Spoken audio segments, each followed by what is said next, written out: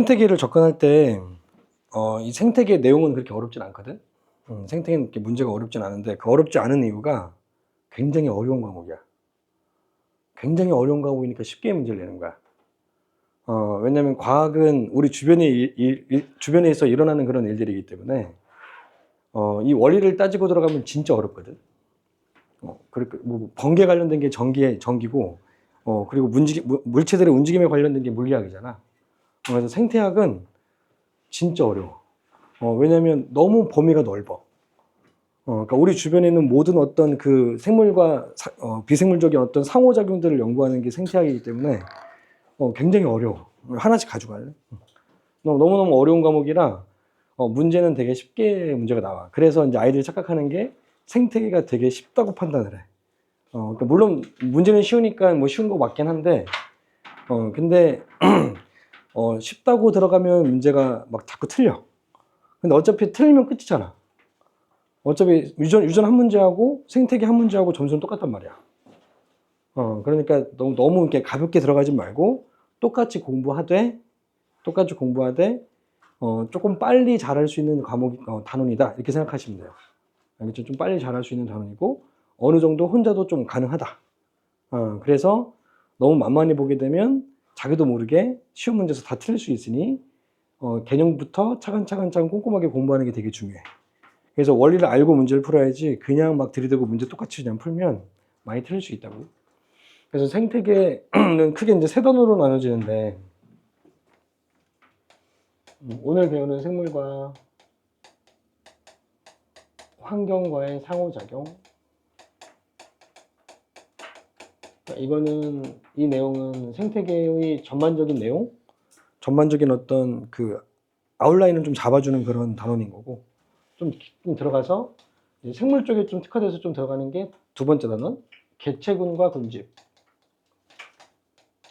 개체군과 군집인데 내용이 좀 많아서 이거하고 얘를 좀 떨어뜨려서 두 타임으로 진행을 할 거야. 자, 그리고 마지막으로 물질의 순환과 에너지의 흐름. 물질의 순환과 에너지의 흐름. 자, 이걸 보면 단원이 되게 잘 짜여져 있는 게, 처음에 생물하고 환경과의 상호작용을 배우죠. 그 다음에 생물에 대해서 배우는 거고, 그 다음에 비생물에 대해서 배우는 거야. 알겠죠? 생태계에 포함되어 있는 비생물들 중에서 물질들하고 에너지는 어떤 식으로 흘러가고 순환하는지를 배우는 게, 그리고 하나가 더 있긴 한데 이건 내용이 너무 적어서 그냥 같이 이제 다시 한번 묶어서 생물의 다양성에 대해서 배웁니다. 그래서 세부적인 내용들은 아마 교과서를 통해서 좀 봐야 될 것 같고, 큰 틀을 좀 잡아줄 거고, 웬만하면 좀 세부적인 내용까지 좀 잡아주려고 할 건데, 교과서들마다의 어떤 그 독립적인 그런 내용들은 다 잡아주긴 힘들어. 그러니까 나중에 너네 내신 들어갈 때 교과서에 대한 내용들을 또 수업들을 잘 듣고 잘 캐치해야 돼. 왜냐면 생태계는 예 같은 게 많이 나오거든. 예시 같은 게. 그런 예시들이 교과서마다 달라. 그것들은 꼭 잘 외워주고 정리해줘야 돼. 그래서 오늘은 첫 번째, 생물과 환경과의 상호작용.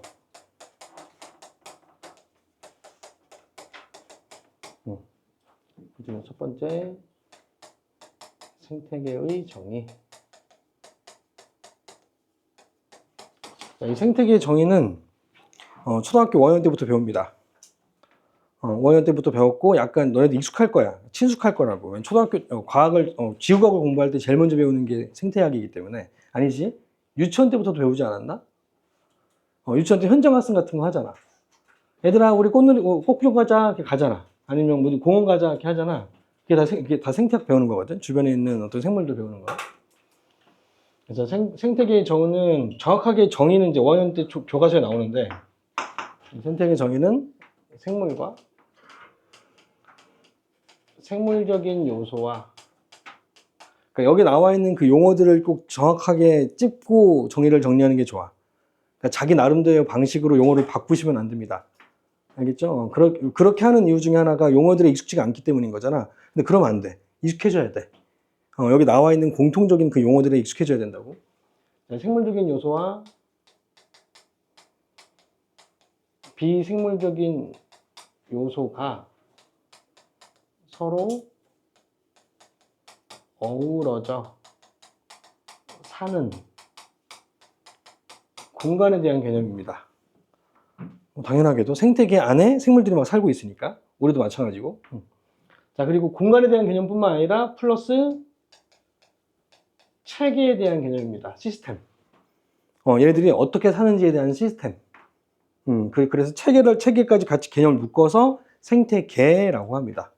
그러니까 이 생태계는 무형의 물질일 수도 있고 유형의 물질일 수도 있는 거죠. 알겠죠? 체계라는 개념도 포함되니까. 그래서 이 생태계를 모습도로 나타내면 많이 그림 봤을 거야. 초등학교 때도. 생태계라고 하는 테두리 안에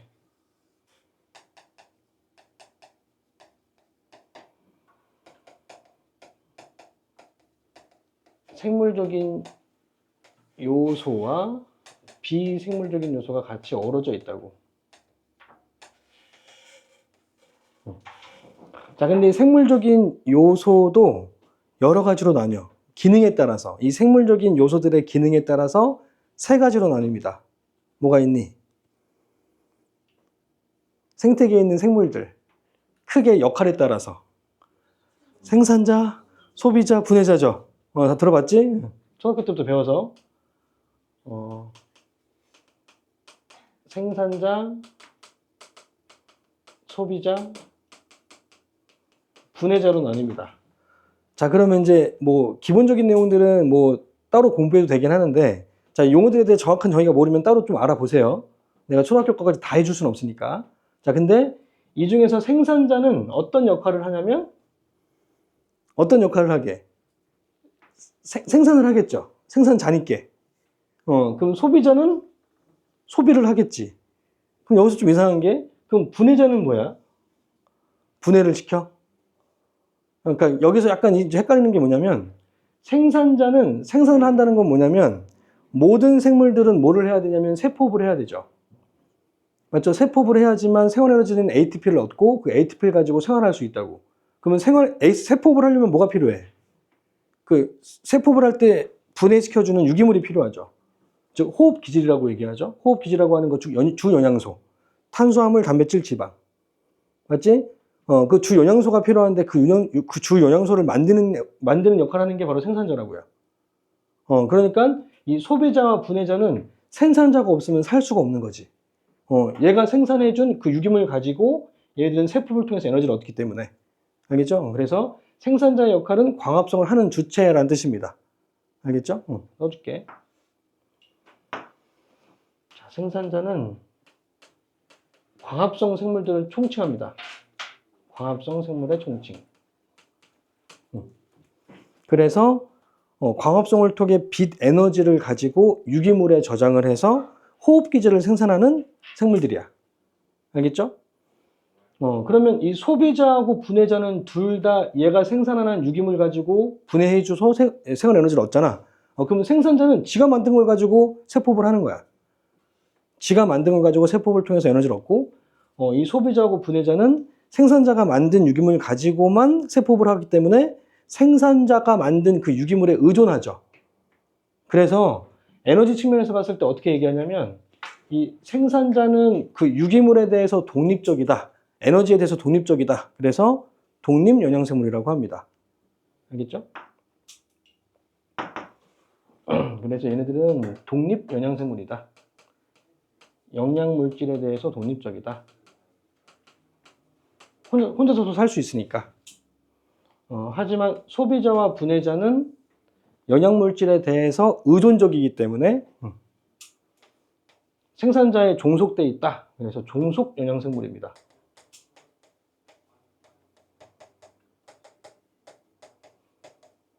자, 근데 좀 미안하긴 한데 생산자들은 힘이 없죠. 근육도 없고, 뇌도 없고, 신경도 없고 하니까 자기가 갖고 있는 유기물을 막 감출 수가 없어.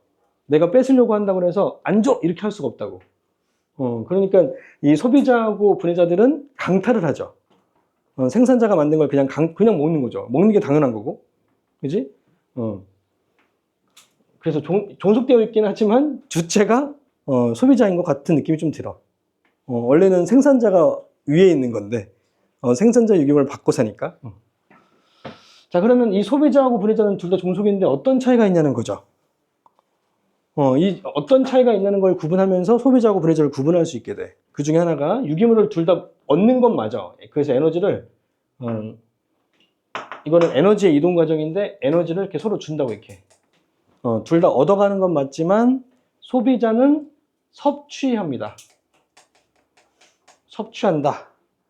큰 유기물의 상태를 섭취해서 몸 안에 있는 소화기관을 통해서 분해해서 세포에 필요한 그 형태를 만들어. 그게 바로 섭취라고 표현하는 거야. 그러니까 큰 거를 먹어서 소화시킨 다음에 사용을 해. 하지만 분해자는 세포가 단세포 또는 다세포일지라도 기관이 발달되어 있지 않아. 그러니까 얘네들은 소화기관이 없단 말이야. 그죠? 그러니까 얘네들은 섭취해가지고 자기 몸 내부에서 소화시킬 수가 없어. 그러니까 어떻게 해야 돼? 몸 바깥에서 소화시켜.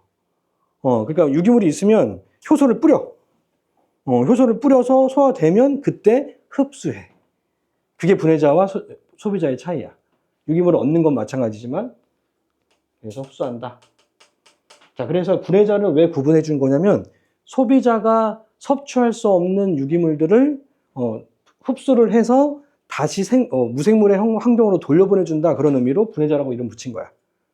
알겠죠? 자, 그리고 에너지 관계가 만약에 이 생산자하고 소비자가 죽었어. 사체가 됐다고. 그러면 사체가 돼서 썩어버린 거는 다른 생물들이 먹을 수가 없죠. 그것조차도 얘네들이 분해준다는 거죠. 그래서 사체를 분해준다 이거죠. 그래서 에너지의 이동 과정을 보면 생산자는 주기만 하고 소비자는 받고 주고. 알겠죠? 그리고 분해자는 받기만 합니다. 알겠죠? 그래서 여기 이걸 A, B, C 이렇게 나눠놔도 이 화살표의 관계에 따라서 생산자인지 소비자인지 분해자인지 알 수 있습니다. 알겠죠? 자, 그리고 비생물들은 너무너무 많은데 그냥 대표적인 것만 좀 쓰면 뭐 빛도 있고요, 뭐 온도도 있고요, 수분 뭐 등등등이 있습니다. 자, 그런데 이 생물적인 요소하고 비생물 요소가 따로따로 살고 있는 게 아니라 같이 어우러져 산다고 그랬잖아요. 그래서 서로 영향을 주고받기 때문에 영향을 주고받는데 일반적으로는 생물이 비생물한테 영향을 주니 아니면 비생물이 생물한테 영향을 주니? 그렇죠. 비생물이 영향을 받죠. 우리가 환경에 영향을 받죠. 그래서 우리 옷이 두꺼워진 거죠. 불과 얼마 전만 해도 너무너무 더웠는데 살살 쌀쌀해지니까 지금 두꺼운 긴 옷을 입고 있는 거죠. 오늘 추우니까. 그러니까 일반적으로는 영향을 이렇게 색깔이. 일반적으로 영향을 이렇게 받습니다. 영향을 받는 비생물적 요소가 생물 요소한테 영향을 주는 이러한 형태를 뭐라고 하냐면 작용이라고 합니다. 작용이라고 이름 붙인 이유는 일반적으로는 영향을 받으니까. 일반적인 작용이라는 뜻이야. 근데 반대로 영향을 주기도 하죠. 생물적인 요소가 비생물한테 영향을 주기도 하죠. 대표적으로 인간들이 제일 많이 하잖아. 막 3억 년 동안 만들어진 산을 그냥 10년 만에 다 깎아버리죠. 산 자체를 엎어버리잖아요. 거기다가 학교 세우고, 아파트 세우고, 막 이러잖아요. 그러니까 개발을 많이 하잖아? 개발하는 과정 자체가 전부 다 바꾸고 있는 거죠. 그러니까 반대 방향으로 영향을 주는 걸 반작용이라고 합니다. 실제로 이름 붙인 거는 뉴턴의 법칙에 따라서 이름 붙인 거야. 거기에서 이제 착안해서 이름 붙인 거긴 한데, 그 힘의 그 관계랑은 상관이 없다. 크기가 같고 막 반대 방향 이건 아니라고요. 그냥 방향만 따져서 이름 붙인 거야. 자, 그리고 생물들끼리도 영향을 주고받기도 하죠. 생물들끼리. 이 생물들끼리 서로 영향을 주고받는 건 뭐라고 하냐면 상호작용이라고 합니다. 상호작용. 근데 조금만 더 깊게 들어갈게. 문제 좀 나와서. 자, 상호작용은 생물들끼리 영향을 주고받는 거고 지금 내가 하고 있는 것도 상호작용이죠. 우리는 같은 생물들이잖아. 그러니까 내가 너한테 알려주고 있잖아. 그럼 너네들도 잘 배워서 나보다 더 잘해지고 이렇게 되는 게 지금 상호작용하고 있는 거잖아. 그치? 근데 이 상호작용은 또 크게 두 가지로 나뉘어. 지금 우리처럼 같은 종끼리 작용하는 게 있고 다른 종 간에 작용하는 게 있어. 그래서 같은 종끼리 작용하는 건 개체군데 계책운 내 상호작용, 같은 종 안에서 일어나는 거. 그리고 계책운 간 상호작용. 왜 이렇게 구분하는지 알겠니? 계책운 내하고 가책운 간하고 이렇게 구분하는 이유가 뭔 것 같니? 완전 다르죠. 계책운 내하고 계책운 간은 완전 다르죠. 왜냐면 계책운 내에서는 뭐가 일치해? 같은 종끼리는 뭐가 일치해? 먹이가 일치하죠. 같은 사는 공간도 일치하죠. 서식하는 장소도 일치하잖아. 그러니까 완전 다른 상호작용이 일어나. 같이 살고 있으니까 같은 먹이를 먹으니까. 따라서 서로 먼저 먹으려고 하면 되는데 안 되죠. 다 죽죠. 이러다 다 죽는 거죠. 그러니까 조금씩 나눠서 먹어야지. 그래서 상호작용이 존재하는 거고, 계책운 간은 완전 다른 먹이를 먹는 생물들 간의 상호작용이죠. 그러니까 얘가 죽어도 난 상관이 없죠. 얘가 내 음식을 뺏어 먹지도 않고 내가 얘가 먹는 걸 먹지도 않잖아. 그러니까 완전 다른 상호작용이 나타난다고. 그래서 같은 종 내와 같은 종 간을 일단 구분해서 여러 가지들이 나타난다고요. 알겠죠? 그래서 오늘은 이 작용에 대해서만 배울 겁니다. 알겠죠? 작용에 대해서 비생물적 요소가 생물적 요소한테 어떤 영향을 끼치는지에 관련된 내용을 자세하게 좀 풀어줄 겁니다. 알겠죠? 내용 자체가 그렇게 많지는 않을 겁니다. 그래서 작용의 예부터 봅시다. 두 번째, 작용의 예. 작용의 예 중에 첫 번째, 빛에 의한 작용의 예. 나와 있지? 자, 빛 중에서도 여러 가지가 있는데, 빛 중에서 첫 번째, 빛의 세기에 따른 작용. 자, 빛은 여러 가지로 다르게 영향을 주는 이유가 빛은 물질이 아니죠. 빛의 이중성이라고 들어봤죠? 빛은 물질이기도 하고 물질의 특성도 있고 에너지의 특성도 있잖아. 그래서 자, 빛은 물질은 일단 아니기 때문에 뭐라고 하냐면 에너지죠. 파동 에너지죠. 파동이란 말이지. 빛 에너지. 그래서 이 빛은 파동 에너지이기 때문에 파동에 해당되는 여러 가지 조건들이 있다고. 여러 가지 요소들이 있다고. 우리 파동이 이제 그래프로 나타내면 이렇게 나타내잖아. 거기에 0을 기준으로 해서 그 높이 값을 뭐라 그래? 진포, 극 에너지의 크기죠. 그게 바로 에너지의 세기입니다. 알겠죠? 진폭에 해당되는 게 빛의 세기입니다. 따라서 빛의 세기에 따라서 어떤 작용을 받고 생물들이 어떤 영향을 받는지. 자, 근데 빛은 에너지의 크기니까 얘는 에너지의 크기라고 생각하면 되고.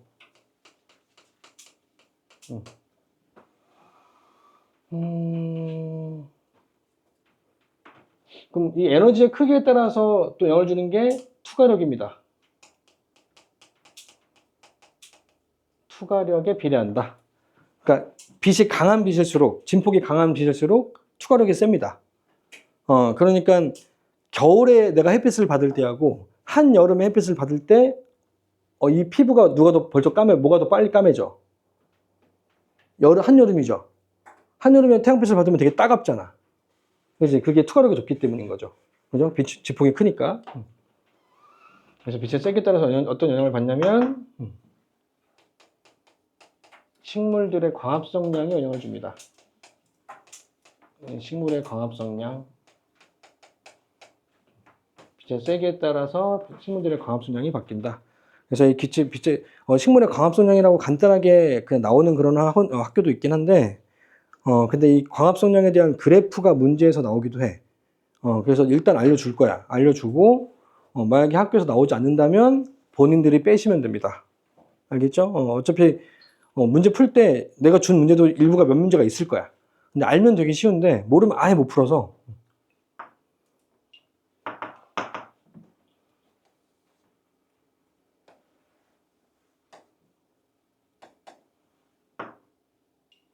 자, X값은 빛의 세기고요. 빛의 세기. 자, Y축값은 0보다 큰 값은 CO2의 흡수량. 0보다 작은 값은 CO2의 방출량을 의미합니다. 그러니까 이 그래프는 약간 벡터 값이야. 방향을 나타낸 거야. 그러니까 Y축 값은 CO2량이긴 한데, 흡수량은 세포 내부로 들어오는 양. 방출량은 세포에서 나가는 양을 나타내는 방향을 표현한 거야. 플러스 마이너스가. 알겠죠? 그러니까 절대값은 크기지만 방향을 나타낸 거다. 생각하시면 됩니다. 그래서 A 식물이 이렇게 된다 치자.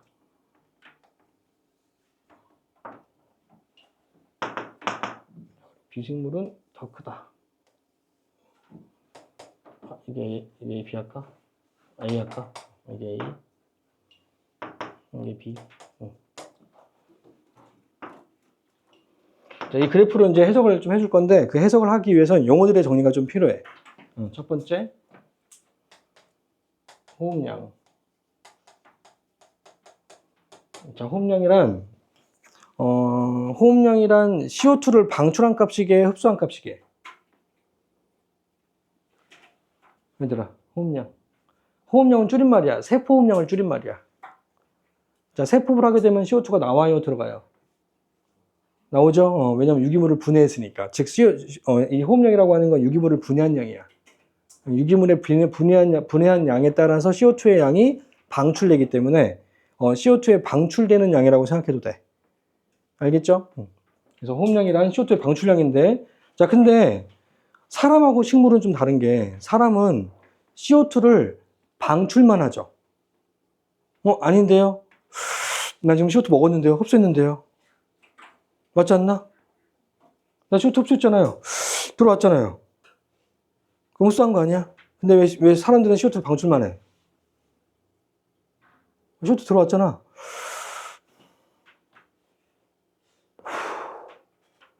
다시 나갔어. 그러니까 나는 분명히 CO2를 들어 마셨는데 왜 CO2를 흡수만 한다고 얘기하냐? 아니, 방출만 한다고 얘기하냐고.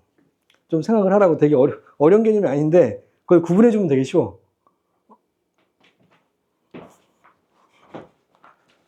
그러니까 흡수와 방출이라고 하는 건 생물체 내와 바깥이 아니야. 생물체, 다세포와 같은, 우리 같은 다세포와 같은 생물체의 내와 바깥쪽을 기준으로 흡수와 방출이라고 얘기하지 않아. 이게 아니라 구성하고 있는 세포들한테 들어와야 흡수야. 그러니까 내가 CO2를 들어마셨다 하더라도 내 들어마신 CO2가 폐포로 들어온 다음에 폐포를 구성하는 세포들한테 CO2가 들어오진 않는다는 거야. 알겠지? 그러니까 흡수가 아니고 들어온 CO2보다 CO2에서 나가는 CO2 양이 더 많아. 그럼 내가 100만큼 들어마셨고 120만큼을 내셨어. 그럼 방출된 CO2가 얼마야? 20만큼 나간 거야. 알겠죠? 왜냐면 세포들이 방출한 CO2가 합쳐져가지고 바깥으로 나간 거거든요. 이해돼요? 그러니까 우리 같은 종속 영양 생물들은 CO2를 방출만 하죠. 알겠죠? 하지만 식물은 지금 식물들 하고 있는 거니까 식물들은 CO2를 흡수하기도 하고 방출도 하죠. 자, 그럼 흡수하는 건 무슨 작용? 광합성. 방출하는 건 호흡량. 그러면 이 식물들이니까 식물들은 CO2를 80만큼 흡수했는데 120만큼 60만큼 방출했어. 그럼 얼만큼 흡수한 거야? 20만큼 흡수한 건데 그 20만큼이 어떤 양이 광합성량이고 어떤 양이 호흡량인지 그 경우가 되게 많죠. 160일 수도 있고 80일 수도 있고 60, 40일 수도 있고 40, 20일 수도 있고 되게 많잖아. 그럼 기준 잡을 게 필요하지. 어떤 걸 기준을 잡아야 얘가 호흡량이 얼마고 광합성량이 얼마인지를 알 수 있잖아. 그래서 그 기준 잡는 게 바로 호흡량이야. 왜냐면 식물들이 광합성을 안 할 때는 뭐밖에 안 해? 호흡밖에 안 하죠. 그러니까 광합성을 언제야 못해? 빛이 없을 때. 알겠죠? 그래서 식물들의 호흡량은 빛의 세기가 0일 때야. 빛의 세기가 0일 때 방출한 CO2의 양이 식물들의 호흡량이야. 알겠죠? 빛이 0일 때 CO2의 방출량. 자, 그럼 이 호흡량이 빛의 세기에 따라서 변하게 아니면 계속 일정하게? 계속 일정합니다. 식물들은 빛의 세기하고 상관없이 호흡량은 계속 일정합니다. 호흡은 세포들이 하는 거니까. 빛의 세기가 강해진다고 해서 세포들의 숫자가 적어지거나 많아지는 게 아니죠. 세포들의 양에 비례하는 거야. 세포 호흡량은. 그렇지? 그러니까 이 CO2 양이 CO2 양인 이 호흡량이 빛의 세기와는 무관하다. 빛의 세기와는 무관하다. 무관하고 일정하다. 대체적으로 일정하다. 라는 거죠. 알겠죠? 자, 그럼 두 번째. 총 광합성량. 자, 총 광합성량은 이제 흡수한 CO2 양이죠. 얼마나 흡수했는지. CO2 흡수한 양이 바로 총 광합성량입니다. 흡수한 CO2량. CO2의 흡수량이라고 생각하시면 됩니다. 즉 광합성량인 거고 총 흡수한 CO2의 양. 세 번째, 그러면 총 순 광합성량.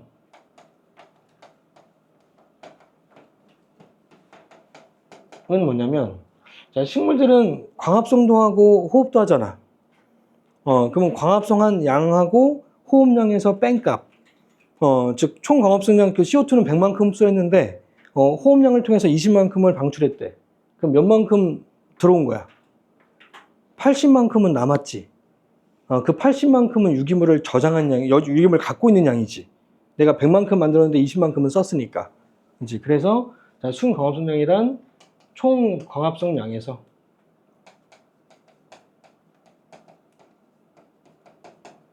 호흡량을 뺀 값입니다. 그러니까 자기네들이 쓰고 남은 양이라고 생각하시면 돼요. 물론 저장한 양까지는 아니야. 저장한 양이라고 하는 건 나중에 배울 거야. 왜냐면 식물들은 여러 동물들한테 먹히기 때문에 이걸 저장한 양이라고 보진 않아. 그냥 식물들이 잠깐 갖고 있는 양이다. 그렇게 생각하시면 돼요. 자, 그럼 어느 정도인지 좀 알 수 있는 게, 자, 그럼 A 식물의 호흡량은 얼마냐면, A 식물의 호흡량은 이만큼이 A 식물의 호흡량이죠. 맞죠? CO2를 방출한 양이니까. 빛세기가 0일 때의 방출량. 그리고 이 호흡량이 일정하죠. 이해돼요? 근데 이만큼을 계속 CO2를 방출하고 있잖아. 그런데 갑자기 빛의 세기가 커지면 커질수록 CO2 방출량이 어떻게 되고 있어? 증가되고 있죠? 빨리 와. 이거 하나씩 가져가. 자, CO2량이 점점 증가됩니다. 왜 갑자기 방출량이, 감소되고 있는 거지? 자, CO2 방출량이 점점 감소하고 있다고. 그러면 이 감소된 양이 왜 감소되고 있는 거야? 흡수했으니까. 즉, 광합성을 했으니까. 뭐가 커져서? 빛세기가 커져서. 즉, 중간일 때를 보면, 중간일 때, 이때는 이만큼은 뭐 한 거? 광합성한 거야. 알겠죠? CO2 흡수한 거야. 알겠죠? 그러니까 이만큼이 광합성량이고 이만큼이 방출량인 거야. 알겠죠? 아니지. 방출한 양이지. 원래대로 방출한 양. 그러니까 호흡량은 변하지 않잖아. 그러니까 지금 빛의 세기가 이만큼일 때로 한번 생각해 봐봐. 그러면 이 식물은 전체 이만큼은 CO2를 방출하고 있는 거야. 맞지? 하지만 흡수한 양은 얼마밖에 안 돼? 이만큼밖에 없죠. 어떤 예를 들 수 있냐면 50만 원 벌고 80만 원 100만 원을 쓴 거야. 알겠지? 그러니까 내 돈의 잔고는 점점 어떻게 돼? 감소하겠죠. 내가 저장했던 거 50을 써야 되는 상황인 거지. 그럼 이 상태가 지속되게 되면 이 식물은 어떻게 돼? 점점 내가 갖고 있는 유기물량이 어떻게 돼? 감소하다 어떻게 돼? 말라 죽죠. 고사되죠. 알겠죠? 그러니까 살 수 있는 환경이 아닌 거지. 이 환경이 지속되면. 그러면 언제부터 이 식물이 살 수 있어? 광합성량과 CO2량이 어떨 때? 적어도 같아야 되잖아. 내가 100만큼 벌었으면 100만큼만 써야지 그거보다 더 크게 쓰면 안 되는 거잖아. 그때의 뱃세기가 언제냐면 여기입니다. 알겠죠? 이만큼 호흡으로 사용하고 이만큼 호흡으로 CO2를 흡수한 거야. 광합성을 한 거야. 알겠죠? 그래서 이때 이 걸치는 이때의 빛세기를 뭐라고 하냐면 보상점이라고 합니다. 알겠죠? 네 번째, 보상점. 자, 보상점이란 호흡량과 광합성량이 같을 때의 빛의 세기입니다.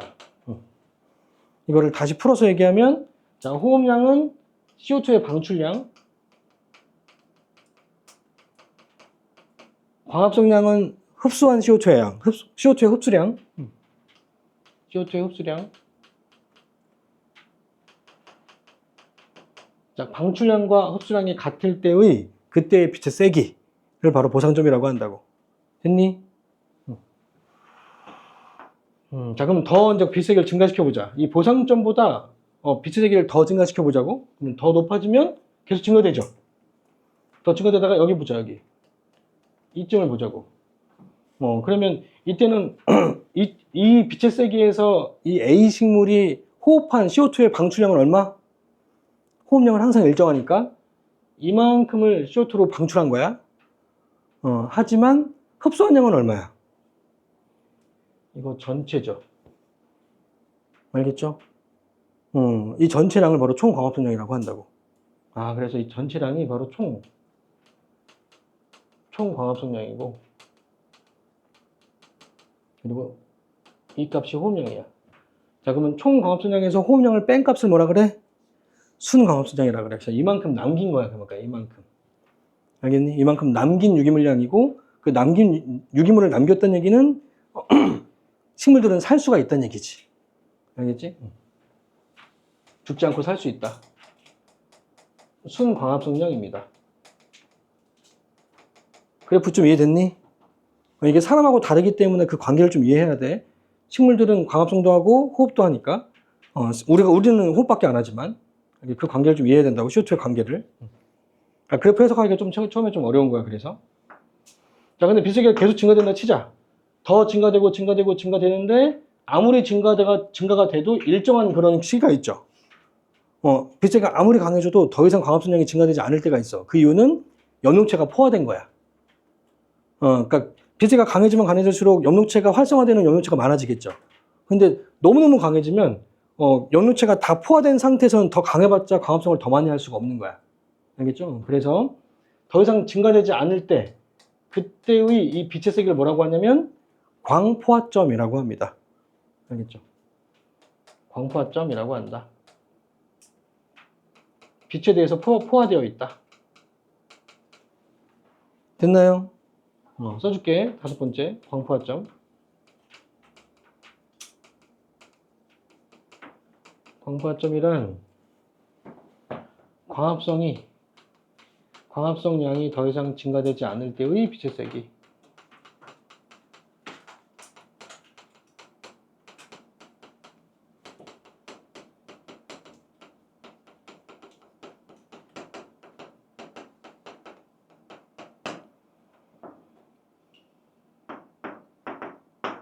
자, 그러면 예를 좀 들어볼게. 만약에 빛의 세기가 이만큼 된다 치자. 여기. 이때는 A가 더 살기 유리해요? B가 살기 유리해요? 왜? 이 빛의 세기는 A한테는 보상점보다 작은 값이고 B한테는 보상점보다 어떤 값? 큰 값. 따라서 유기물을 남길 수 있는 빛의 세기인 거죠. 알겠죠? 그러니까 빛이 약하면 약할수록 B가 유리하고 빛이 강하면 강할수록 A가 유리하겠죠. 알겠죠? 그래서 6번째 보상점의 크기가 A가 커요? B가 커요? A가 크죠? 광포화점이 A가 커요? B가 커요? A가 크죠? 이렇게 보상점과 광포화점이 큰 식물인 A를 뭐라고 하냐면 양지식물이라고 합니다. 양지식물. 됐어요? 그러면 보상점과 광포화점이 낮은 식물을 음지식물이라고 합니다. 음지식물. 용어들이 좀 나올 거니까 잘 정리해놔. 자기 나름대로 용어를 바꾸시면 안 됩니다. 알겠지? 그러니까 이 양지식물 중에서 나무를 뭐라고 하냐면 양수라고 합니다. 나무 수자. 수학에서의 양수가 아니라 양지식물 중에 나무를 양수라고 합니다. 잘 적어. 오자마자 자지 말고. 자, 음지식물 중에 나무를 음수라고 합니다. 자, 지금부터 문제에서 많이 나오는 거야. 이건 무조건 나와. 수능에서도 나와.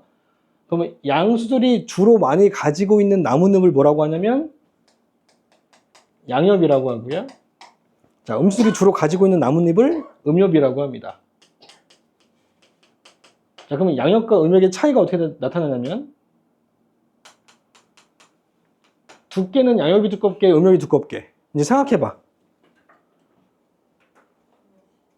양엽이겠죠?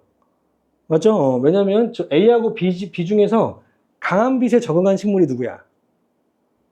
A죠. 양지식물이죠. 그러면 강한 빛은 진폭이 크고 에너지가 큰 거니까 추가력이 좋잖아. 그러니까 두꺼울수록 광합성을 많이 할 수 있겠지.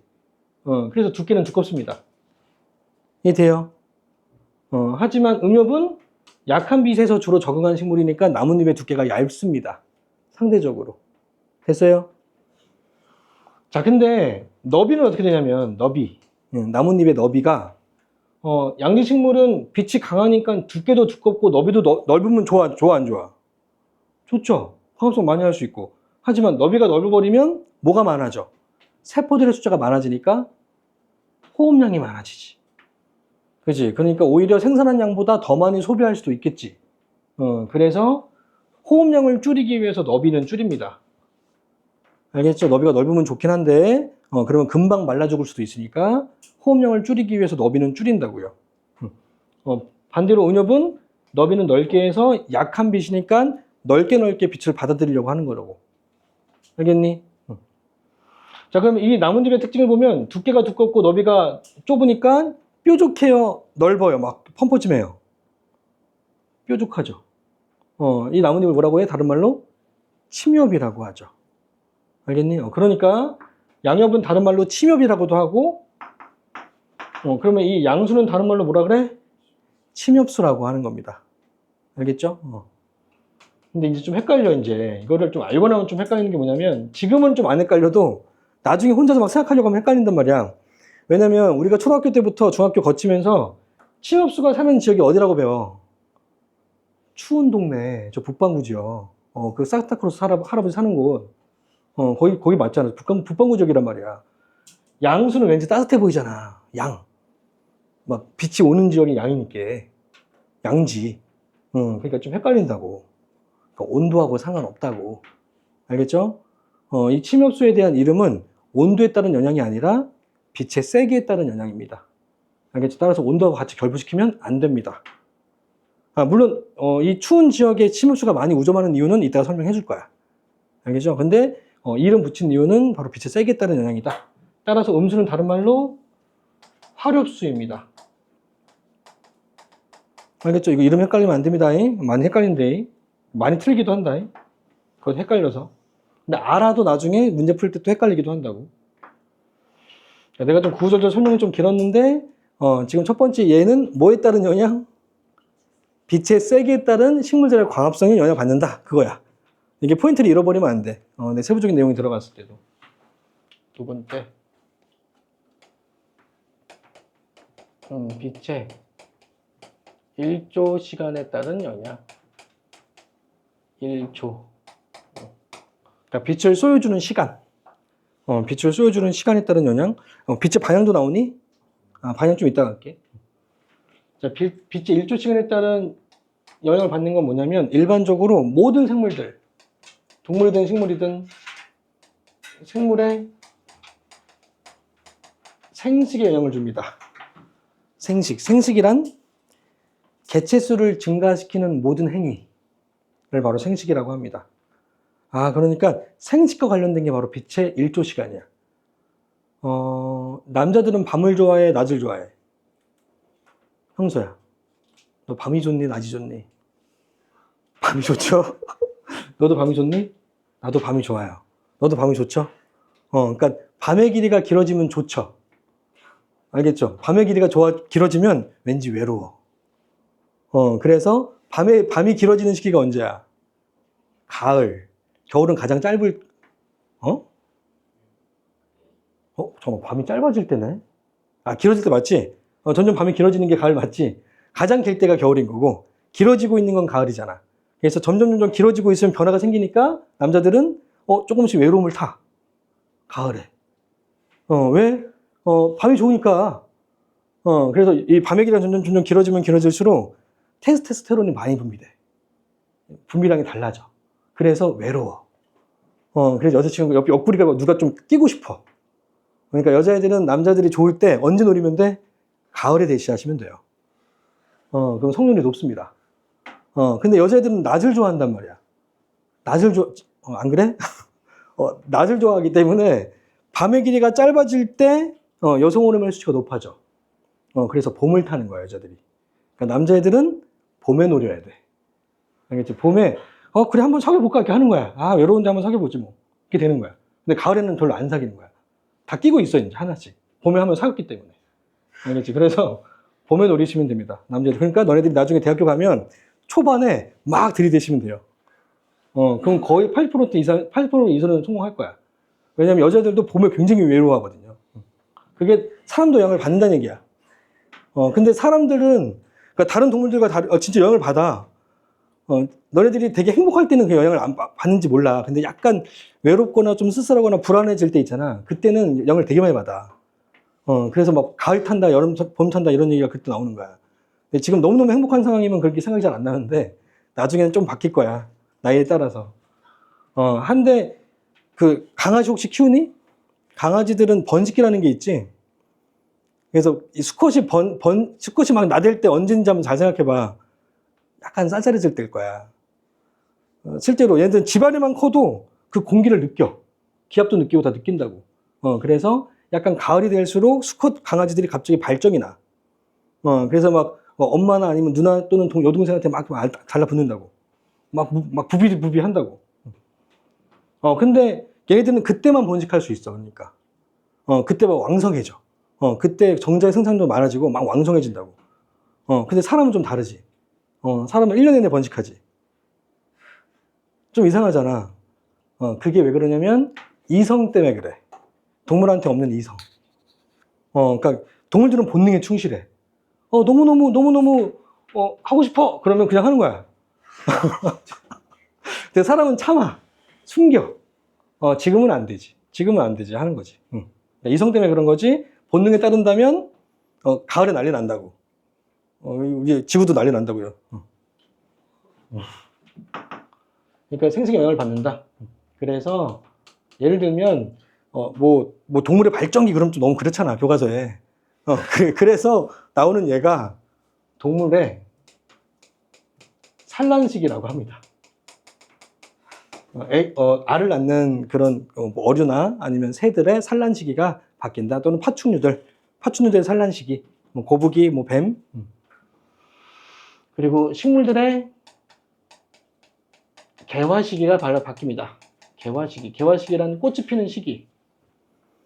그래서 우리는 포인트를 여기에다가 잡고 여기가 문제가 나옵니다. 많이 나옵니다. 식물들의 개화 시기, 꽃이 피는 시기. 근데 이 개화 시기는 소단원에 해당되는 아주 작은 부분이지만 단독으로 문제가 나오기도 해. 굉장히 그 문제의 비중으로 따진다면 굉장히 큰 비중을 차지하고 있는 그런 단원이야. 아주 소단원이지만 한 문제 전체가 나오니까. 그죠? 그 이유는 이 개화 시기에 대한 그 연구를 통해서 뭐를 많이 벌었기 때문에 이게 돈이죠. 이게 돈하고 직결되기 때문에 그래요. 이 개화 시기의 연구를 통해서 돈을 많이 버는 나라 중에 하나가 네덜란드, 이게 핀란드, 이게 북유럽 쪽에. 걔네들은 전 세계에 있는 모든 꽃들의 로열티를 수십억을 벌어갑니다. 수도 없이 많이 벌어갑니다. 그래서 우리나라도 본격적으로 연구하기 시작했고, 알겠죠? 그래서 서울대학교 나오면 꽃 학과가 따로 있어. 품종 개발하는 학과가 따로 있다고. 한번 개발해 놓으면 돈 엄청 많게 버니까. 그래서 개화 시기에 따라서 나누는 식물들은 크게 두 가지로 나뉩니다. 개화 시기에 따라서 나눈 거 장년식물과 단일식물이라고 합니다. 장년식물과 단일식물. 자, 이름 그대로 해석하면 이 장일이니까 뭐요? 장일. 길 장자에 날 일자. 낮의 길이가 길 때. 이 말이지. 그래서 이 장일식물이라고 이름 붙인 그 이유는 꽃이 피는 시기가 명기가 암기보다 더 길 때 꽃이 핀다 해서 장일식물 이름 붙인 거야. 이름 붙인 그때 당시는. 자, 단일식물은 날이 짧을 때야. 그러니까 명기보다 암기가 더 짧을 때. 자, 그러면 이 장일식물과 단일식물에 이름 붙이는 그 기준은 빛을 쏘여주는 명기야 아니면 빛이 없는 암기야? 얘가 기준이니 얘가 기준이니? 지금 명기가 기준인 거 알겠니?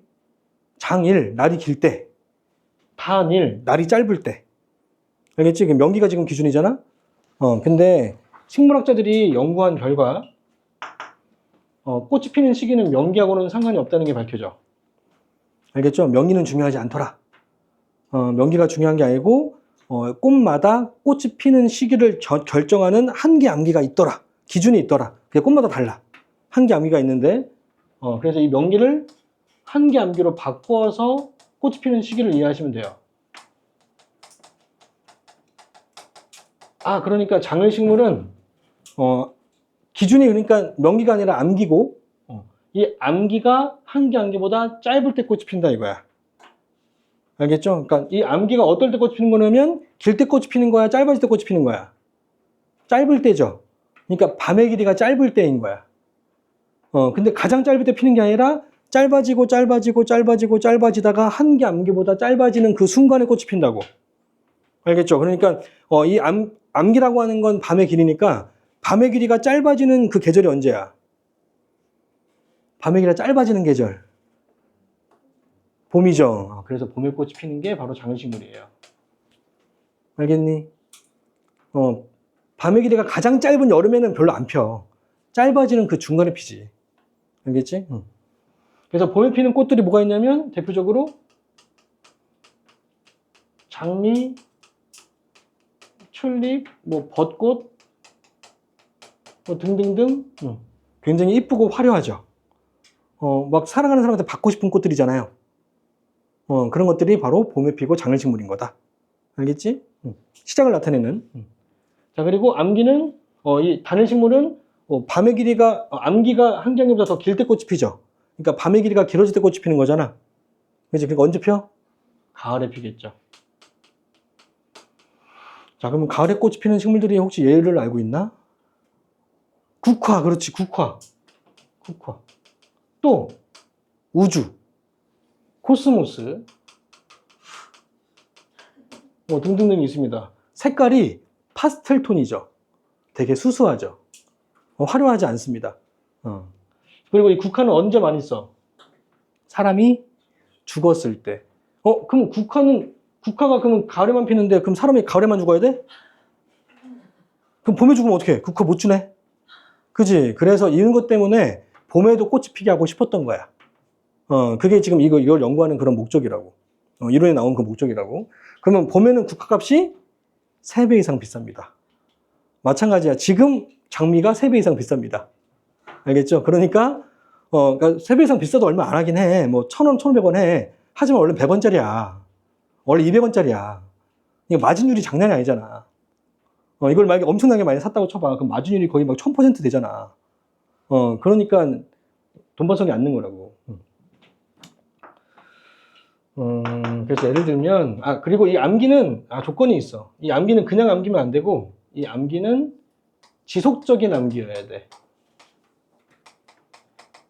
왜냐면 중간에 끊겨버리면 그 암기가 초기화돼. 알겠죠? 지속적인 암기가 한계 암기보다 더 짧을 때 꽃이 피는 식물이 장일식물. 이 지속적인 암기가 한계 암기보다 더 길 때 꽃이 피는 식물이 단일식물이라고 합니다. 이름이 좀 헷갈려. 왜냐면 이 용어의 이름은 명기를 기준으로 했고, 근데 실제로는 명기가 기준이 아니라 암기가 기준이기 때문에 좀 이름이 헷갈린다고. 알겠죠? 자, 그러면 이 국화를 봄에 피게 하고 싶어. 그럼 어떻게 하면 돼? 이 봄에 피게 하고 싶으면 어떻게 조정을 해주면 가을에도 이 국화를 피게 할 수 있을까? 자, 국화는 암기가, 저쪽엔 암기가 한경이가 더 길 때 꽃이 피는 거잖아. 하지만 봄에는 암기가 짧잖아. 짧아지고 있는 거잖아. 그럼 어떻게 해주면 돼? 암기를 봄에 길게 해주면 되지. 알겠죠? 얘를 봄에 피게 하고 싶으면 봄에 암기를 길게 해주면 꽃이 피게 되는 거죠. 알겠죠? 그래서 그래프로 예를 들면 똑같이 그리세요. 4개 그릴 겁니다. 4개. 자, 이 그래프는 전체 24시간을 나타내는 그래프. 점점 짧아지네. 와, 이렇게 미세하게 짧아지니. 여기는 0시, 얘는 24시. 전체 하루를 나타내는 그런 그래프입니다. 자, 그리고 이 위에 이 한계 암기는 점선으로 나타낼게요. 한계 암기. 자, 그리고 색칠된 부분은 암기를 뜻합니다. 자, 색칠이 안 된 부분은 명기를 뜻해요. 빛이 쏘여주는 시간.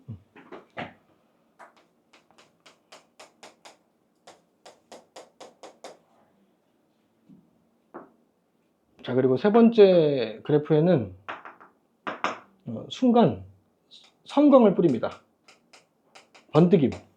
순간적으로 빛을 팍 쏴주는 거야.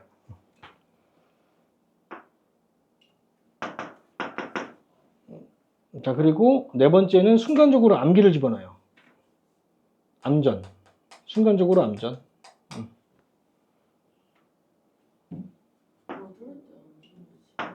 네? 아, 그러네. 소용이 없네. 뭐야, 이게? 손이 이상해졌어. 왜 이래? 장난? 왜 이래? 암전을 어디다 줘야지? 빛이 있을 때 줘야지. 암전. 자, 그럼 이 4개의 그래프일 때 장일식물일 때, 단일식물일 때 각각 개화가 되는지 안 되는지 OX로 표시해 주면 됩니다. 그럼 첫 번째, 장일식물은 암기가 어떨 때 꽃이 핀다고? 한기 암기보다 짧을 때. 근데 지금 암기가 더 길죠? 안 피겠지요? 예, 되죠? 그러니까 한 개씩 볼게요. 장일식물 그냥 쭉 몰아서 볼게. 중간에 바꾸면 헷갈리니까. 그러면 두 번째는 암기가 짧죠? 한기 암기보다. 그러니까 꽃이 핀다 안 핀다? 핀다. 알겠죠? 자, 세 번째는 원래는 펴야 돼 안 펴야 돼? 원래 암기가 더 기니까 안 펴야 되는데, 자, 이 상관 때문에 암기가 초기화된 거야. 그래서 한경이 더 짧아진 거야. 그래서 핀다고요.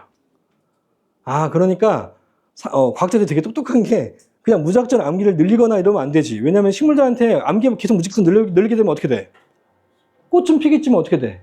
아, 꽃은 피기 전에 죽죠. 이 조건은 개화가 되는 조건이지 사는 조건이 아니잖아. 알겠죠? 그러니까 무작정 암기만 늘린다고 해서 꽃이 피는 게 아니라 꽃이 피기 전에 죽어버리죠. 광합성을 못하니까. 그러니까 명기는 반드시 필요하단 말이야. 살기 위해서는. 그래서 성광을 통해 암기를 조절할 수 있게 된 거죠. 이 실험을 통해. 얘는 비치는데 암전이 있어봤자 소용이 있어 없어. 지속적인 명기는 필요 없죠. 아무런 쓸모가 없죠. 그러니까 얘는 그냥 뻘치죠. 그런데 몰랐으니까 해본 거지 그때는. 이 실험을 통해서 명기가 중요한 게 아니라 지속적인 암기가 중요하다는 걸 밝힌 것 뿐인 거지. 알겠지? 그래서 얘는 그냥 뻘치인 거고 핀다 안 핀다? 핀다. 알겠니? 자, 그러면 다른 식물일 때는 이거에 반대로 생각하시면 안 되고, 알겠지? 반대로 하지 말고 문제 풀 때는 그렇게 해. 빨리 풀어야 되니까. 하지만 공부할 때는 생각하면서. 헷갈리니까. 자, 다른 식물은 암기가 길 때 꽃이 핀단 말이야. 길죠? 피죠. 짧죠? 안 피죠. 원래는 펴야 되는데 성광 때문에 초기화됐으니까 안 피죠. 알겠죠? 짧으니까 안 피죠. 이렇게 돼야죠. 이해됐어요? 개화식이 문제 무조건 나오는데 2문제 이상 나올 거야. 애들이 이제 좀 쉬우니까 막 변형을 많이 해. 이제 막 시간도 막 물어봐. 한 개 막 시간 주고, 시간 그래프로 막 줘가지고 표로 만들어가지고 막 준다고. 그러니까 원리는 똑같으니까. 자, 자, 그리고 세 번째, 빛의 방향. 자, 빛의 방향에 따라서 식물들의 굴광성이 나타납니다. 식물의 굴광성. 식물의 굴광성의 대표적인 예가 뭐야? 해바라기. 그 해바라기가 태양을 통해서 이렇게 쫙 이렇게 움직이죠. 빛을 이렇게 따라가는 거잖아. 이렇게 꺾어지는 현상이잖아. 그러니까 이 해바라기가 태양빛을 따라서 이렇게 움직이는 것도 빛의 굴광성 중에 하나입니다. 알겠죠? 자, 이 굴광성에 대한 내용은 동부필사 하시면 됩니다.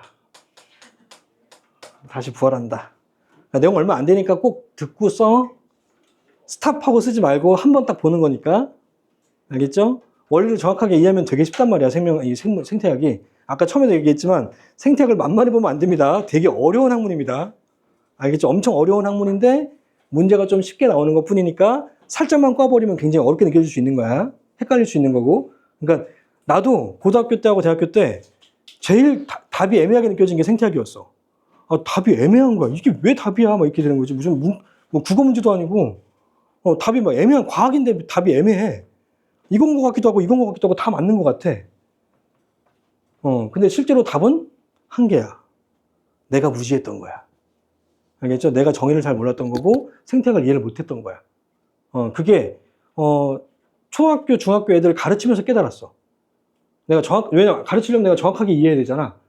그러니까 대학교 때도 내가 정확하게 이해하려고 노력했다면 되게 쉬웠을 것 같아. 그런 생각이 좀 많이 들었어. 개념부터 차근차근 이해하려고 했다면 되게 쉬웠을 것 같은데 개념은 다 베껴버리고 문제만 풀려고 하니까 이게 뭐야 이렇게 되는 거지. 답이 다 답인 것 같고 막 이런다고. 그 다음에 네 번째, 빛의 파장에 따라서. 자, 빛의 파장은 우리 그래프로 따진다면 골과 골 사이의 거리죠. 맞죠?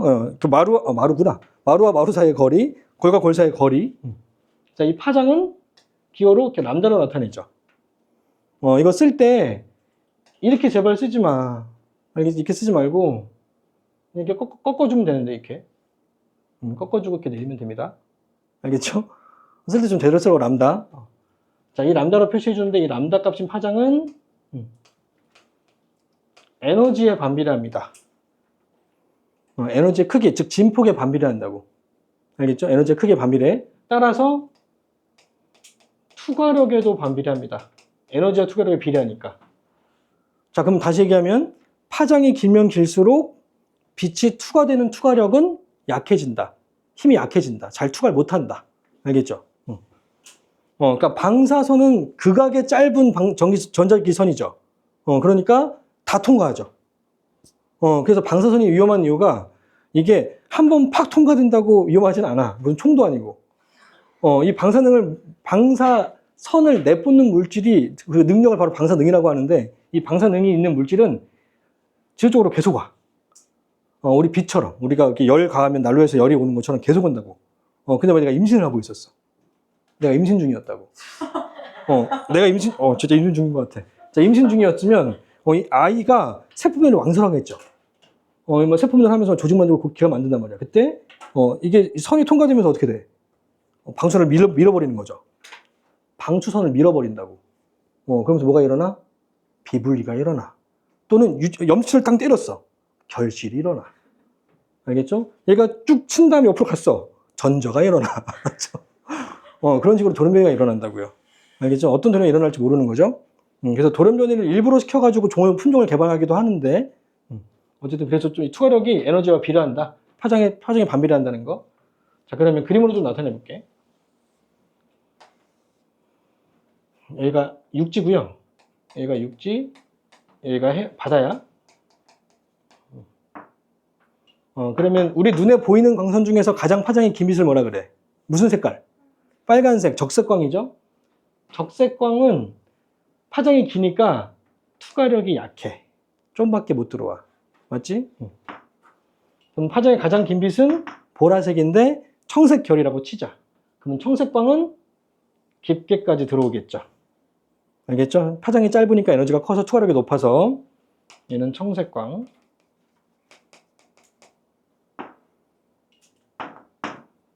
적색광. 됐지? 응. 자, 그러면 적색과 청색의 중간색은 무슨 색? 노란색. 그냥 황색광. 자, 황색광은 중간까지 들어온다고 생각하시면 됩니다. 황색광. 와, 그럼 빛의 파장에 따라서 이렇게 물에 들어오는 깊이가 달라. 그러니까 이 물의 깊이에 따라서 사는 그런 생물들, 조류들은 당연히 이 빛을 받아들이는 색깔의 파장의 빛이 좀 다르겠죠. 그럼 얕은 곳에 사는 조류들은 조류라고 하는 건 광합성 미생물이야. 조류라고 하는 건 새들이 아니라 광합성 미생물의 총칭. 알겠지? 써줘. 자, 그러면 여기 근처에 사는 애들은 적색빛을 많이 이용하겠지. 흡수하겠지. 맞지? 여기 얕은 곳에 사는 애들은.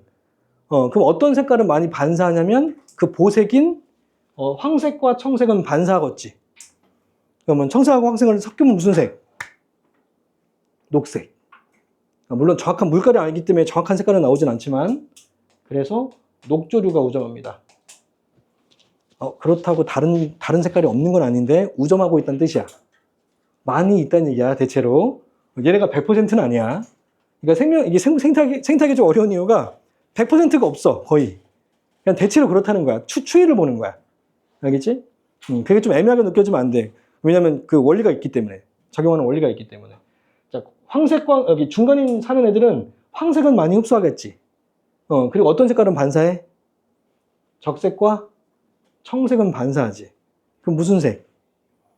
물감은 아니긴 하지만 갈색이 나타나겠죠. 정확한 색깔은 아니지만 갈색이 주로 나타난다고. 그래서 갈조류라고 합니다. 갈조류. 그럼 깊이 사는 애들은 주로 청색은 많이 흡수하겠지. 그리고 얕게 오는 적색과는 거의 흡수를 못하니까 적색은 반사하겠지. 필요 없으니까.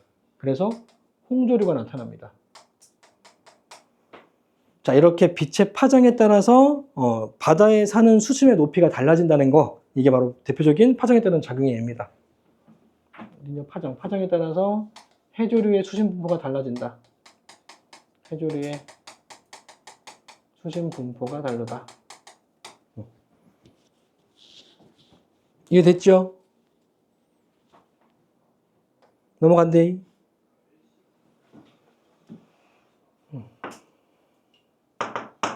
그 다음에 큰 몇 번이냐? 앞에 좀 넘겨줘봐. 비칠 때가. 아유, 나 힘들어 죽었구나. 재밌어? 죽을 뻔했는데. 3번 온도 하자. 온도. 온도에 따른 작용이에.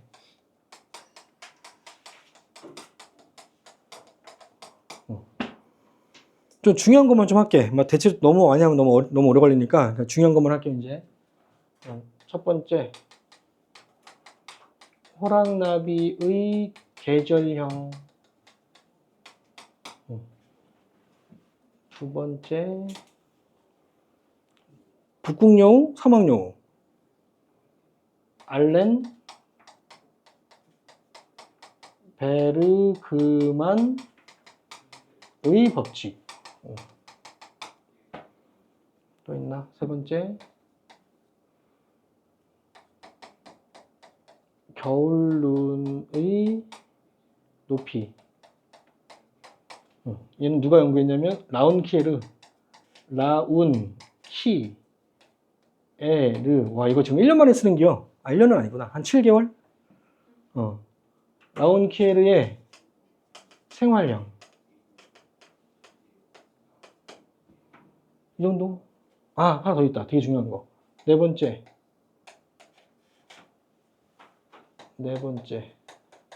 낙엽. 굉장히 중요합니다. 간단하게 어떤 내용인지 써줄게. 자, 호랑나비의 계절형은 뭐냐면, 자, 호랑나비는 봄형 호랑나비가 있고 여름형 호랑나비가 있습니다. 봄형과 여름형이 있다. 자, 그러면 이 특징이 어떻게 되냐면 크기. 자, 봄형은 작고요. 그리고 무늬도 단조로워요. 단조롭다. 하지만 여름용은 크기도 크고 화려합니다. 자, 이게 온도에 따른 영향인데 나비는 처음부터 나비가 아니죠. 나비 바로 직전 상태가 무슨 상태? 번데기. 그 번데기였을 때 온도가 되게 중요한 거야. 자, 그러면 봄용 호랑나비는 봄에는 호랑나비지만 번데기였을 때는 언제야? 그 전 계절이니까. 겨울이었어. 추웠어. 그러니까 세포를 활발하게 못하고 에너지를 활발하게 이용을 못해. 물질을 잘 못해. 그래서 이렇게 된 거야. 알겠죠? 그럼 여름용 호랑나비는 번데기였을 때가 봄이었죠? 슬슬 따뜻해질 때죠? 그래서 화려하고 크기도 큰 겁니다. 알겠죠? 가로 열고 번데기 때의 온도라고 생각하시면 돼요. 자, 알렌 베르반 법칙은 뭐냐면 이거를 이해하기 위해서는 어떤 용어가 좀 필요한데 체표 면적에 대한 용어가 필요합니다. 이것만 알면 끝이야, 솔직히 말하면. 자, 체표 면적. 자, 체표 면적이라고 하는 건 뭐냐면 그냥 표면적이 아니라 체표 면적은 단위 부피당 표면적이에요. 단위 부피당 표면적. 그러니까 그냥 표면적이 아니라 전체 부피에 대한 표면적을 바로 체표면적이라고 합니다. 알겠죠? 그러면 이 표면적은 뭐랑 비례하냐면 말단부의 크기에 비례합니다. 말단부가 크면 클수록 체표면적은 커져요. 맞죠? 그리고 부피는 뭐랑 비례하냐면 몸집에 비례합니다. 몸집의 크기. 자, 그런데 이러한 체표면적 값이 뭐랑 비례하냐면 이 체표면적 값이 열 발산량에 비례합니다. 그러니까 추운 데 사는 동물들은 열 발산량을 어떻게 해야 돼? 줄여야 돼. 그럼 열 발산량을 줄이려면 체표면적을 줄여야 되고 체표면적을 줄이려면 몸집의 크기는 어떻게 해? 크게. 그리고 말단부의 크기는 작게. 그래서 북극곰 또는 북극여우를 보면 몸뚱이는 엄청나게 크죠. 근데 얼굴은 조그마죠. 그리고 귀때기 더 조그마죠. 그렇죠. 이게 북극곰이죠. 하지만 사막여우는 어떻게 되냐면 몸뚱이 되게 조그마지. 얼굴 대폭망이 크지. 귀때기 엄청 크지. 그게 사막여우라고요. 알겠죠? 이게 더우니까 열 발산량을 증가시키기 위해서 그런 거죠. 이해되죠? 그래서 여기 분자값에 대한 게 바로 알렌의 법칙이고 부모에 대한 게 베르그만의 법칙입니다. 알겠죠? 이게 바로 온도에 따른 영향이다. 자, 겨울눈이 좀 뭔지 알아야 될 것 같은데. 자, 겨울눈. 자, 겨울눈이란 추운 겨울을 버티기 위해서 줄기가 나는 부분을 이렇게 털로 감싼 부분을 겨울눈이라 그래. 알겠죠? 겨울에 오는 눈이 아니라. 알겠지? 식물에서 추운 겨울을 나기 위해 줄기가 나오는 부분을 이렇게 털로 감싼 부분을 겨울눈이라고 합니다. 목련의 겨울눈 본 적 있니? 목련의 겨울눈 이렇게 예쁘게 생겼는데 이렇게 생겨가지고 이렇게 털 같은 것도 좀 나고. 선인장 같니? 그러니까 줄 이렇게 생긴 거 있어. 나중에 겨울 때, 좀 있으면 겨울이잖아. 겨울 때 한번 보라고. 그러면 나무들이 이렇게 쫑쫑 뭔가 생겨 있다고. 그게 다 겨울눈이야. 그러니까 봄에 거기에서 이제 줄기가 나는 거라고. 자, 그러면 이 겨울눈의 높이에 따라서 나눈 식물이 있는데, 그 겨울눈의 위치가 지표 근처에 있으면 지표식물이라 그래. 지표식물. 자, 지표식물은 겨울눈의 위치가 0에서 2cm 사이에 있어야 돼. 0에서 2cm. 근데 왜 딱 붙어 있으면 안 돼요? 딱 붙어 있으면 식물이 아니잖아. 식물도 어떤 높이가 존재하니까, 그러니까 2cm까지는 지표식물이라고 하자는 거죠. 2cm 높이까지는. 그러면 이 겨울눈의 위치가 땅 속에 있는 걸 뭐라고 하냐면, 땅 속, 땅 중간, 지중식물이라고 합니다. 알겠죠? 겨울눈이 땅 속에 있는 건 지중식물. 겨울눈이 땅 위에 있는 건 지상식물이라고 합니다. 자, 근데 겨울눈이라고 하는 건 다음 해를 대비하는 거지. 그러면 겨울눈이 있는 식물들은 한 해 살이야, 여러 해 살이야? 그렇죠. 그럼 당연한 거지. 겨울눈이 있는 건 여러 해 살이 식물만 있는 거지. 그러면 한 해 살이 식물은 있어, 없어? 아예 겨울눈 자체가 없죠. 그 해 죽으니까. 다음 해를 대비할 필요가 없잖아. 그래서 한 해 살이 식물은 겨울눈이 없다. 그러니까 우리가 이렇게 나누는 건 여러 해 살이 식물만 나누고 있는 거다. 알겠죠? 자, 그러면 이 결혼의 위치가 지상으로 높아지면 높아질수록 그 지역은 추운 지역이야, 더운 지역이야? 생각해봐봐. 겨울이라고 하는 건 버티는 구조야, 그지? 근데 만약에 엄청나게 추워. 그러면 지상이 추워, 땅속이 추워? 지상이 춥죠. 지상에는 바람이 엄청 불잖아요. 근데 땅속은 온도 차이가 거의 10도 이상 납니다. 그러니까 10cm만 파고 들어가도 엄청 따뜻합니다. 바람의 영향을 안 받으니까. 알겠지? 그래서 추울수록 땅속으로 들어가는 거야. 그럼 위로 올라오면 올라올수록 되게 따뜻한 지역이라는 얘기야. 상대적으로. 알겠죠? 그래서 기온이 높고 얘는 기온이 높은, 낮은 지역이고 기온이 높은 지역인 거야. 알겠죠? 그러니까 결혼의 위치는 온도에 비례하다. 이렇게 생각하시면 돼요. 온도에 비례해서 높으면 높아지고, 온도가 낮으면 낮아진다. 알겠죠? 이 정도 온도에 따른 영향. 그리고 낙엽. 낙엽은 식물들이 뿌리를 통해서 물을 흡수하잖아. 물을 흡수했는데 추우면 여기가 만약에 영하 30도야. 예주야, 그럼 어떻게 하면 돼? 여기가 영하 30도야. 진짜 막 입이 막 달달 떨리고 눈꺼풀에 막 이렇게 성에가 맺혀. 너무 추워.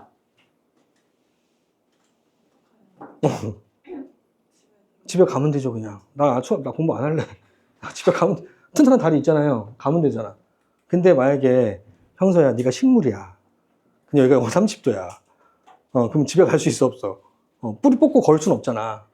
그러니까 그 지역을 버텨야 되는 거잖아. 그게 식물들의 어떤 단점인 거죠. 내가 춥다고 해서 다른 지역으로 옮겨갈 수가 없는 거잖아. 그러니까 그 지역을 버텨야 되죠. 자, 그러면 물을 흡수한 다음에 쭉 나뭇잎까지 올라와서 나뭇잎의 아랫면으로 물을 이렇게 분사하는 게 있죠. 그게 뭐라 그래? 증산작용이라고 들어봤니? 근데 이 증산작용을 할 때 내뿜는 그 물의 형태는 굉장히 밀입자 물체이기 때문에 금방 기화돼. 그러면서 주변의 온도를 어떻게 해? 더 낮춰. 기화열 때문에. 그러면 얘가 더 빨리 얼어 뒤지겠지. 그러니까 물을 그러니까 그렇다고 물을 흡수 안 할 수 있어? 살아야 되는데. 그러니까 증산작용을 해버리는 잎들을 어떻게 하는 거야? 다 죽여버리는 거야. 그래서 물관을 끊어버리는 거죠. 나뭇잎이라는 물관을 끊어버리면 얘가 금방 말라 죽겠죠? 그래서 떨어지는 게 바로 낙엽입니다. 알겠죠? 그러니까 이 낙엽이 떨어지는 나무가 정해져 있는 게 아니야. 그러니까 동남아에 낙엽이 안 떨어진 나무를 우리나라로 갖고 와서 추운 겨울을 지내면 겨울에 나뭇잎이 떨어집니다. 알겠죠? 그러니까 낙엽이 떨어진 나무가 정해져 있는 게 아니야. 그러니까 반대로 우리나라에서 낙엽이 떨어진 나무를 또 옮겨서 심으면 낙엽이 안 떨어진다고요, 이제. 알겠지? 100% 온도에 따른 영향이라고요. 100% 온도에 따른 영향이다. 그럼 이거랑 비교되는 게 뭐냐면, 가을에 낙엽하고 또 비슷하게 나타나는 현상이 있죠. 가을에 나타나는, 나무들이 나타나는 현상. 그 뭐라 그래? 단풍이라고 하지? 단풍 현상. 자, 이 단풍은 여러 가지가 복합적으로 작용해. 첫 번째, 일조 시간에 따라서 파괴되는 염료수의 종류가 바뀌어. 그리고 온도에도 영향을 주고요. 그리고 빛의 세기에도 영향을 받아. 그러니까 세 가지가 복합적으로 작용한다고. 그래서 잘 안 나와. 그래서 단풍은 그래서 잘 안 나오는 거야. 그러니까 이 단풍하고 낙엽을 좀 애들이 많이 헷갈려해. 완전 다른 건데 좀 헷갈려한다고. 완전 다른 현상이야. 알겠죠? 이게 염료수가 파괴되는 거고 얘는 낙엽이 떨어지는 거야. 말라 죽는 거야. 그러니까 왜냐면 원래 초록색이었다가 낙엽 색깔은 갈색이잖아. 왠지 단풍 같잖아. 색깔이 바뀌었잖아. 그러니까 좀 헷갈린다고. 완전 다른 현상이라고요. 그 다음에 세 번째, 수분. 수분이 많은 지역, 수분이 적은 지역, 건조한 지역. 얘는 습지, 강, 습지, 강, 뭐 등등. 자, 동물의 경우에 물이 많은 지역에 사는 동물들은 어떤 특징이 있냐면 유선형을 나타냅니다. 유선형. 동물의 경우에.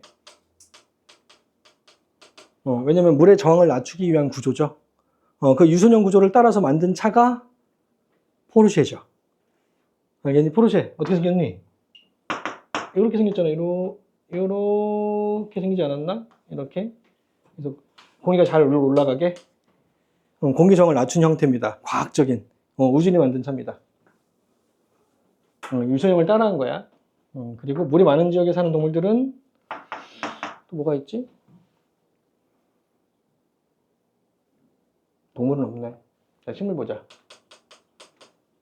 자, 식물의 경우에는 물이 많은 지역에 사는 그런 식물들은 물 속에 들어가 있으면 썩어버리죠. 그럼 썩지 않게 하려면 어떻게 돼야 돼? 물 위에 떠야지. 그래서 공기 주머니를 갖고 있죠. 공기가 들어있는 그런 조직들을 뭐라고 하냐면 통기 조직이라고 합니다. 통기 조직이 발달한다. 통기 조직의 대표적인 예가 불의옥장의 그 공기 주머니, 통기 조직이야. 연꽃, 연꽃 보면 그 중간 딱 잘라버리면 공기 통로들 많죠. 그래서 통도 조직이라고요. 알겠죠? 통기 조직이라고. 자, 그리고 수분이 적은 지역에 사는 동물들은 알껍질이 두껍습니다. 알껍질의 두께가 두껍다. 두께가 두껍다. 그래서 약간 그 사막 지역에 사는 그런 바다 거북이래. 사막에 사는 그런 거북이들의 알껍질은 굉장히 단단해. 거의 돌이야, 돌. 그래서 머리 깨려고 이렇게 머리 쳤다가는 머리 깨져. 알이 안 깨지고 머리가 깨진다고. 왜냐하면 수분의 유실을 방지하기 위한 구조야. 수분의 유실을 방지하기 위한 구조. 그리고 비늘도 두꺼워. 그래서 수분이 별로 없는 지역에 사는 어떤 그 동물들 중에 코모도라고 있어. 걔 그 비늘의 두께는 엄청 두꺼워. 그래서 내가 손으로 때려봤자 소용이 없어. 그냥 간지러울 거야, 걔네들은. 때리는 거는 소용이 없어. 총으로 쏴야 돼. 총으로 안 쏘면 얘네들은 안 뚫린다고 아예. 그냥 간지럽다고 막 혓바닥만 내려면 할 거라고요. 두께가 두껍다. 이것도 몸 안에 들어있는 수분의 유실을 방지하기 위한 구조고. 그리고 키틴질, 이게 키틴질이구나. 자, 그리고 식물의 경우에는, 이거 뭐라 그러니? 큐티클층이 두꺼워요. 사람의 손은 아닌데, 파 같은 거 이렇게 살살 칼로 이렇게 긁으면 투명의 어떤 그 껍질이 벗겨지죠. 그게 큐티클층이야. 알겠죠? 이게 두께가 두껍다고요. 그리고 동물의 경우에는 저수 조직이 발달하는구나. 수분이 없으면. 수분이 없는 지역의 동물들은 저수 조직이 발달한다. 저수 조직이 발달. 물을 저장하는 조직. 대표적인 예가 낙타의 혹이죠. 물론 속에 들어있는 게 지방이긴 하지만 그 지방을 물로 분해할 수 있기 때문에, 물로 전환시킬 수 있기 때문에 저수 조직이라고 합니다. 알겠죠? 자, 그리고 뿌리가 어떻게 되는지 보자. 자, 식물들이 수분이 많은 지역에 뿌리가 발달하게, 수분이 없는 지역에 뿌리가 발달하게. 잘 생각해. 그냥 얘기하지 말고. 왜? 물이 많으면 많이 없애려면 뿌리가 길면 좋잖아. 근데 내 말은 좀 이상해?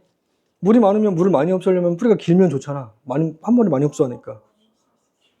그렇죠. 굳이 그럴 필요 없죠. 왜냐면 식물들은 뿌리가 길면 좋은 게 아니라 줄기하고 나뭇잎이 많을수록 좋아. 알겠죠? 광합성을 해야 되니까. 그러니까 얘네들은 아주 좋은 환경에서 절대 뿌리를 길게 늘리지 않아. 주변에 물이 많다면 뿌리가 되게 조그매. 그래서 양파 키워보면, 양파를 이렇게 비코에다가 키워보면 뿌리 되게 조그마죠? 주변에 물이 많으니까 물이 조그만 거예요. 근데 땅에다 물으면 뿌리가 막 퍼져나갑니다. 물 찾아갑니다. 알겠죠? 자, 그래서 수분이 없는 지역에 뿌리의 질량이 크다. 그러니까 얘는 살기 위한 몸부림을 치는 겁니다. 내가 잎하고 줄기를 못 키우더라도 뿌리를 증가시켜서 살기 위해서 몸부림치고 있는 거라고. 그리고 수분이 없는 지역에서는 나뭇잎에서 증산작용을 많이 해야 돼, 적게 해야 돼? 증산작용. 물을 내뿜는 거를 적게 해야 돼, 많이 해야 돼? 적게 해야 되니까 나뭇잎의 면적이 넓어야 돼, 좁아야 돼? 좁아야 돼. 그래서 너비에 영향을 주는 것, 영향을 주는 것 중에 하나가 또 수분입니다. 알겠죠? 아까 양역과 음의 특징에서 너비를 줄인다. 자, 그럼 반대겠죠? 수분이 많은 지역은 뿌리의 질량을 작게 하고 너비는 넓힌다. 알겠죠? 안 써도 되겠지? 이 정도? 이 정도 하고, 자, 문제 풀 때 안 써도 될 것 같아. 여기까지 합시다.